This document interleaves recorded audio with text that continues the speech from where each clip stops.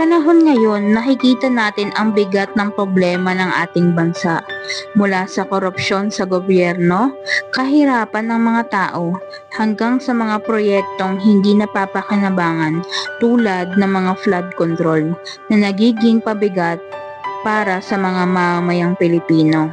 Ngunit hindi tayo nawawala ng pag-asa dahil naniniwala tayo na ang Diyos ay may plano na maganda sa Pilipinas. Sabi sa 2 Chronica chapter 7 verse 14, kung ang aking bayan na tinawag sa aking pangalan ay nagpakumbaba, manalangin, hahanapin ako at tatalikod sa kanilang mga masamang lakad, aking diringgin mula sa langit, patatawarin ko ang kanilang kasalanan at papagalingin ko ang kanilang lupain. May pag-asa ang bansa kung ang mga anak ng Diyos ay sama-samang mananalangin at mananatiling tapat.